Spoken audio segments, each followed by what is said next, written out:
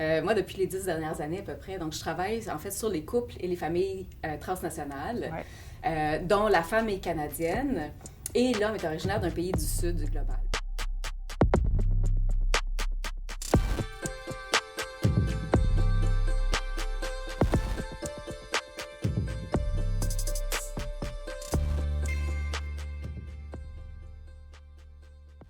Karine, je suis vraiment contente, d'avoir l'occasion de jaser ça, de ta recherche, parce que oui, pour moi, la question du droit à la famille, du droit à la réunification familiale, c'est vraiment un droit fondamental. Et toi, tu es allée pousser vraiment un des aspects en particulier, les femmes québécoises, canadiennes, ou tu me préciseras, ce qui vivent en particulier quand elles sont dans un processus amoureux et familial avec un homme du Sud global. Alors, je voulais savoir, qu'est-ce qui t'a amené à pousser cet aspect-là de la recherche, puis aussi, donc quoi? Donc quoi, si en ce moment, on sent qu'il y a une sorte de discrimination, au niveau des politiques publiques, ça veut dire quoi? Qu'est-ce qu'on devrait peut-être améliorer ou changer? Bon, je vais commencer par présenter un petit peu mes travaux, comme ça on va avoir une idée de sur quoi je me suis penchée. Moi, depuis les 10 dernières années à peu près, donc je travaille en fait sur les couples et les familles transnationales, dont la femme est canadienne et l'homme est originaire d'un pays du sud global. Puis qu'est-ce qui m'intéressait en fait, c'est que pour les personnes originaires d'un pays du sud, ces personnes doivent avoir un visa pour venir au Canada. Donc je m'intéressais à l'accès différentiel à la mobilité. Donc comment cet accès différentiel-là, le fait qu'une personne puisse voyager plutôt facilement parce qu'ils ont un passeport d'un pays canadien et des personnes qui ont besoin d'un visa pour venir au Canada, comment est-ce que ça affecte tout le processus de la relation intime? Fait que moi, j'ai documenté vraiment la rencontre. J'ai documenté tout le processus de développement, donc quand les personnes sont ensemble, quand la femme va visiter l'homme dans son pays d'origine, à distance aussi, à travers différents moyens de communication, et j'ai documenté plus particulièrement donc, tout le processus de parrainage du conjoint. Et la plupart de mes travaux, en fait, se penchent sur ce processus-là, qui est un processus extrêmement intrusif. Parce que, il y a plusieurs étapes évidemment, mais parce que les personnes doivent démontrer l'authenticité de la relation pour pouvoir obtenir une réponse favorable de l'immigration. Qu'est-ce que c'est qu'une relation authentique? En fait, une relation authentique, c'est quelque chose d'extrêmement subjectif. Donc, comment est-ce qu'on documente ce processus-là? Puis moi, ce qui est plus particulier à mes travaux, c'est que ce processus de documentation-là, qui est extrêmement lourd, est un processus performatif. Donc, on doit performer la relation. Donc, c'est pas que la relation, elle est transformée par ça, mais c'est qu'en fait... tu peux modifier, mais pas... Elle n'est pas nécessairement modifiée, mais c'est juste qu'on doit en prendre compte. Donc, documenter chacune des activités qu'on fait ensemble.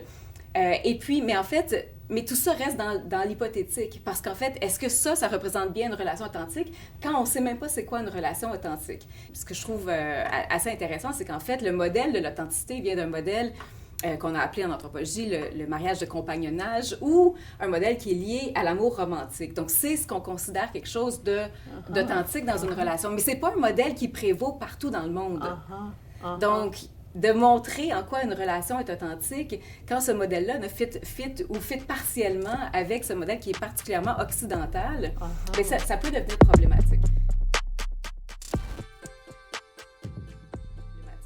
Mais en fait, tout le processus de réunification conjugale, ce qui est, comme je disais, ça constitue pour moi une forme de violence bureaucratique parce que, c'est très intrusif d'une part, et les femmes s'impliquent. Il y a un investissement très, très grand, qui est un investissement évidemment en argent, mais qui est un investissement aussi en termes de temps.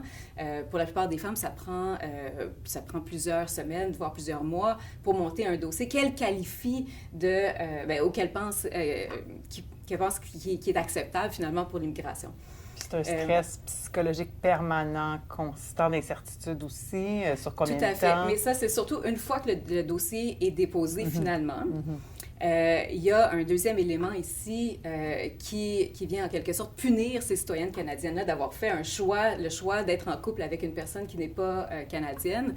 Et c'est les délais de traitement. Et là, maintenant, au Canada, les délais sont diminués à 12 mois.